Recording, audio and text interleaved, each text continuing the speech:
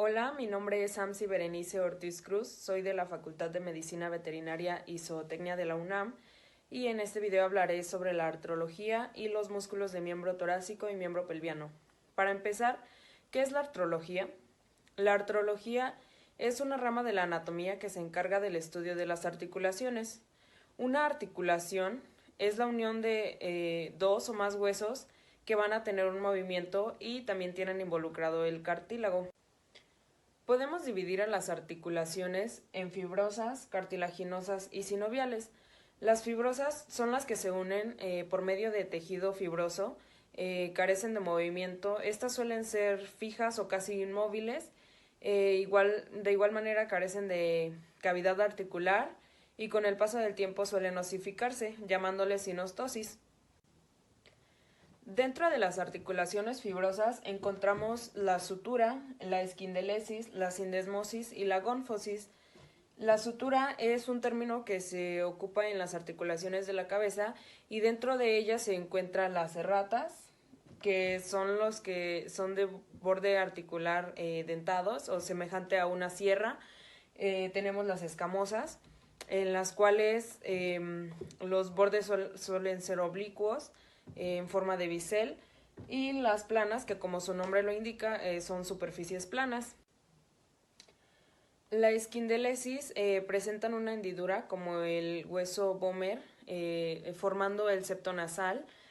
La sindesmosis es la unión de tejido fibroso o elástico o bien una mezcla de ambos, y como ejemplo tenemos a la unión de las diáfisis de los metacarpianos y los metatarsianos. Y la gónfosis es un término empleado para designar a la implantación de los dientes en los alvéolos. Las articulaciones cartilaginosas están unidas por medio de cartílago fibroso o hialino, o bien una combinación de ambos, y estas presentan un ligero movimiento. Dentro de esa clasificación encontramos a la sincondrosis, la cual es una articulación de carácter temporal, ya que el cartílago suele osificarse antes de llegar a la etapa adulta. Y también encontramos a la sínfisis, la cual es una articulación que se une por medio de fibrocartílagos interpuestos entre los huesos contiguos. Estas articulaciones suelen presentar movimientos muy limitados y variables, y como ejemplo tenemos la unión de los dos coxales, las esternebras y las articulaciones entre las vértebras. Las articulaciones sinoviales son las más complejas. Estas son las que realizan un gran número de movimientos debido a que cuentan con una superficie articular, cartílago articular, cavidad articular, cápsula articular, membrana sinovial, discos y meniscos, cartílago marginal y ligamentos internos y externos. La superficie articular es la presencia de hueso en sustancia compacta y de forma lisa y variable. El cartílago articular es un cartílago de tipo hialino, de color blanco nacarado y no presenta vasos sanguíneos. La cavidad articular es el espacio que se forma entre los cartílagos articulares que se encuentran delimitados por la cápsula articular. La cápsula articular está formada por dos capas, una externa que está formada por tejido fibroso y una interna que da origen a la membrana sinovial. La membrana sinovial es la que reviste a la cavidad articular y normalmente finaliza los bordes con cartílagos articulares. Esta membrana es delgada, irrigada, inervada y frecuentemente tiene pliegues y vellosidades que se proyectan dentro de la cavidad articular. Los discos y meniscos son estructuras fibrocartilaginosas que se encuentran en algunas articulaciones sinoviales entre los cartílagos articulares, dividiendo la cavidad articular en dos compartimientos. El cartílago marginal es un anillo de fibrocartílago que rodea a la cavidad articular, y su función es ampliar la extensión de la cavidad articular y de esta manera evitar que se fracturen los bordes. Los ligamentos son bandas de tejido fibroso blanco que su función es unir hueso con hueso. Encontramos internos y externos. No en todas las articulaciones sinoviales se encuentra los discos y meniscos, el cartílago marginal y los ligamentos internos. Dentro de los tipos de cartílago tenemos al hialino, al elástico y al fibroso. El cartílago hialino es de consistencia firme, de color blanco y liso al tacto. Este normalmente lo encontramos tapizando la superficie de los huesos. El cartílago elástico se denomina así por la presencia de tejido elástico y lo encontramos en el pabellón auricular y en el vértice de la nariz.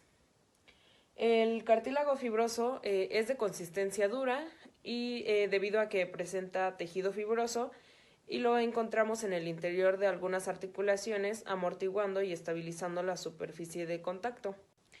Dentro de los tipos de movimientos de las articulaciones sinoviales tenemos la flexión, el cual es el cierre del ángulo que forma una articulación. Como ejemplo tenemos la articulación del codo. Tenemos la extensión, el cual es la abertura del ángulo que forma una articulación, y como ejemplo tenemos la articulación de la rodilla. La rotación es el giro de un segmento sobre el eje, alrededor del eje longitudinal de otro segmento, y como ejemplo tenemos la articulación atlantoaxial. La aducción es cuando una parte del cuerpo se acerca al plano mediano, y como ejemplo tenemos el miembro torácico. La abducción es cuando una parte del cuerpo se aleja del plano mediano, y como ejemplo tenemos el miembro pelviano. Tenemos a la circundación, el cual es un movimiento muy limitado en los animales domésticos. Ocurre cuando un hueso circunda una cavidad formando un espacio cónico, es decir, la base del cono está formada por el extremo distal del hueso y el vértice del cono está representada por la cavidad articular. La pronación es un movimiento del antebrazo, el cual permite girar la mano de afuera hacia adentro, mostrando la parte dorsal de ella. Y la supinación igual es un movimiento del antebrazo que permite girar la mano de adentro hacia afuera, mostrando la parte palmar. La clasificación de acuerdo a la superficie de las articulaciones sinoviales tenemos a la linglimoide, en la cual su superficie es similar a una bisagra y presenta movimientos de tipo de flexión y extensión, y como ejemplo tenemos a la articulación metacarpofalángica. Tenemos a las artroidales, las cuales generalmente sus superficies son planas, presentan ligeros desplazamientos entre las superficies yuxtapuestas, y como ejemplo tenemos a las articulaciones entre los carpos. Tenemos a las trocoides, o también llamadas de pivote, las cuales presentan movimientos giratorios alrededor de su eje, y como ejemplo tenemos a la articulación atlantoaxial. Tenemos a las esferoides, las cuales su superficie es redondeada. La cabeza esférica de un hueso, cuando articula con una depresión, presenta movimientos en casi todas las direcciones. Como ejemplo tenemos a la articulación coxofemoral. También tenemos a la condilar, la cual su superficie es ovoide o convexa. Como ejemplo tenemos a la articulación temporomandibular y a la articulación femorotibiopatelar. A la elipsoide, en la cual una superficie articular se expande más en una dirección que en otra, formando una elipse, y como ejemplo tenemos a la articulación de la epífisis distal del radio con la fila proximal de los huesos del carpo. Tenemos en silla de montar, en la cual su superficie es similar a una silla de montar inglesa, permitiendo todo tipo de movimientos excepto rotación, y como ejemplo clásico tenemos la articulación la articulación interfalángico-distal. La clasificación en base a sus movimientos de las articulaciones sinoviales tenemos a la uniaxial, la cual solo presenta un eje de movimiento. Como ejemplo tenemos a la articulación húmero-radioulnar, que presenta movimientos de flexión y extensión. Tenemos a la biaxial, que presenta dos ejes de movimientos. Como ejemplo tenemos a la articulación radiocarpiana, que presenta movimientos de flexión, extensión, abducción y aducción. Y por último tenemos a la multiaxial, que presenta varios ejes de movimientos. Como ejemplos tenemos a la articulación escapulohumeral y a la articulación coxofemoral, que presentan superficies esféricas, lo que les permite tener movimientos de flexión, extensión, abducción, aducción, rotación y circundación.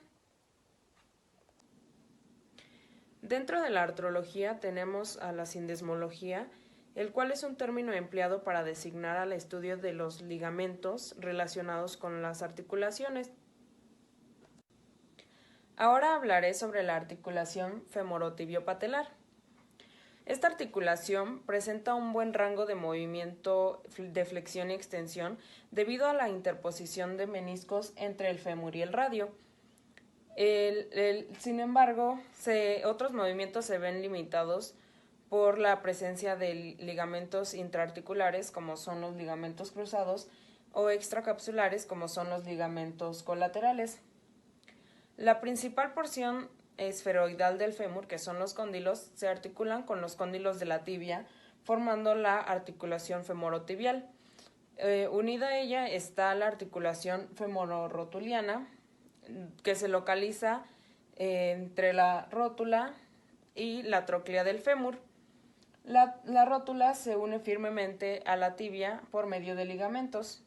En el caso del caballo, podemos encontrar el ligamento rotuliano lateral, que se encuentra lateralmente. Tenemos el ligamento rotuliano intermedio. Medialmente tenemos el ligamento rotuliano medial. Tenemos el ligamento colateral medial. Tenemos un ligamento colateral lateral del lado lateral. Tenemos el ligamento femororotuliano medial. Tenemos meniscos, menisco medial y menisco lateral. Y tenemos los ligamentos cruzados.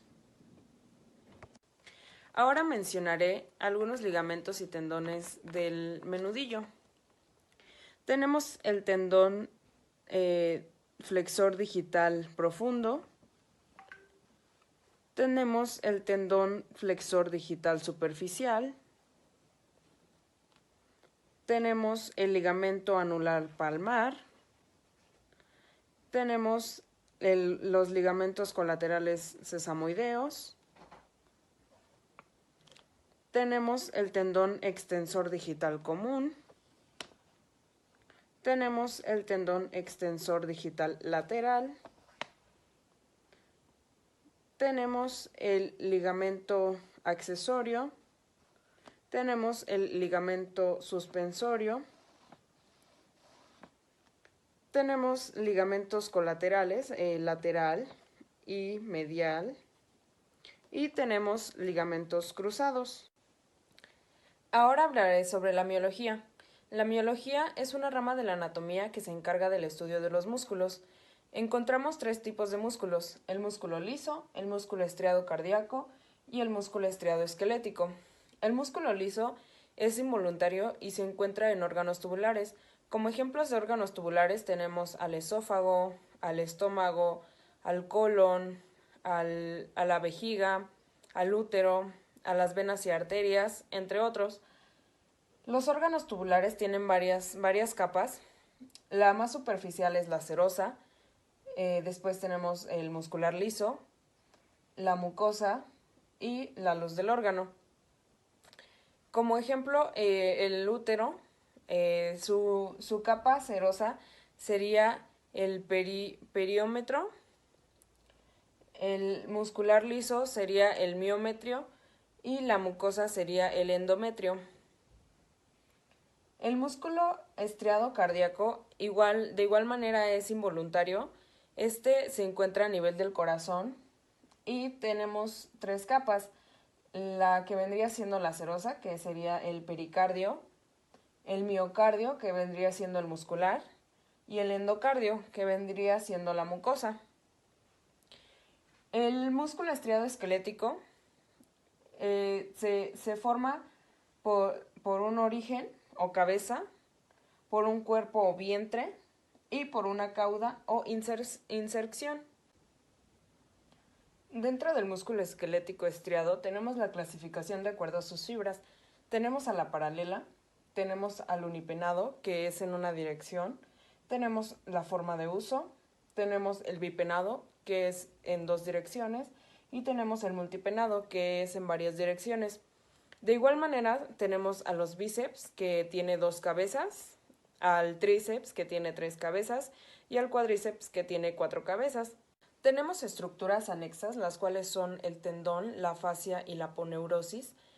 El tendón es grueso, de color blanco nacarado, va del músculo al hueso y es de pobre en irrigación.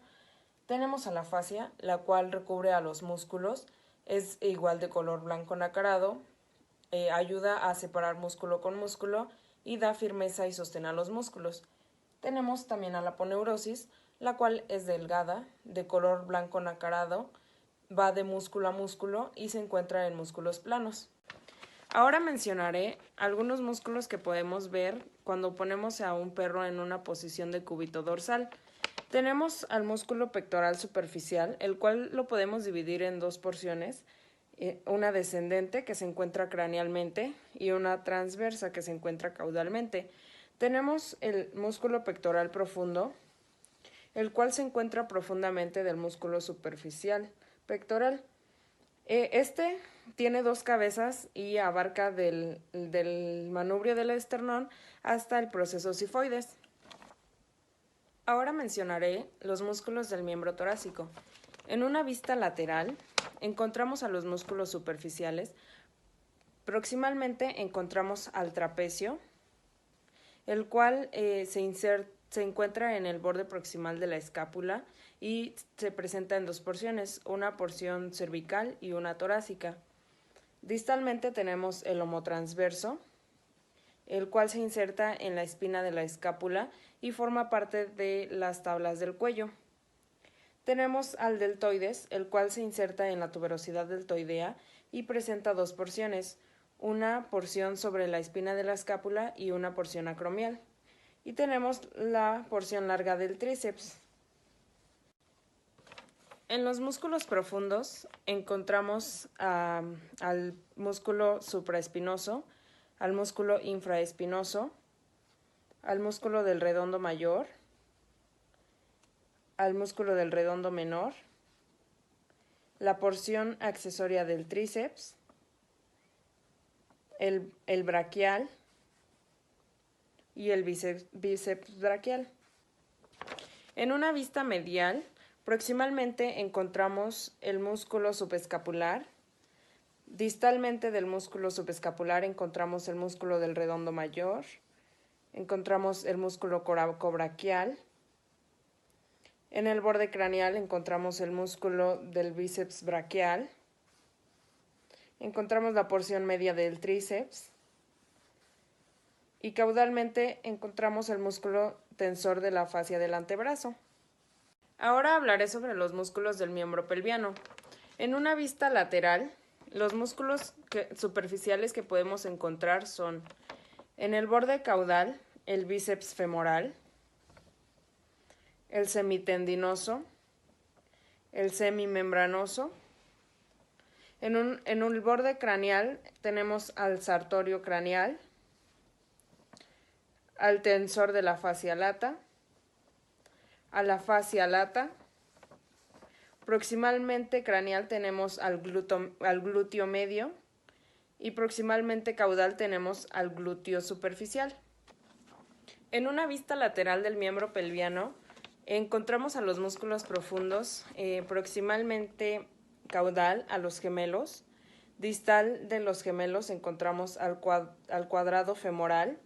Distal al cuadrado encontramos al aductor. Distal al abductor encontramos al abductor cural caudal. En el borde craneal encontramos al vasto lateral y al recto femoral. En una vista medial del miembro pelviano, los músculos superficiales que podemos encontrar son proximalmente al pectineus, caudalmente al gracilis y al sartorio caudal. En una vista medial del miembro pelviano, los músculos profundos que podemos encontrar son: en el borde caudal, proximalmente está el aductor, distalmente del aductor está el semimembranoso, y en el borde craneal encontramos al vasto medial. Y eso sería todo por este video. Gracias.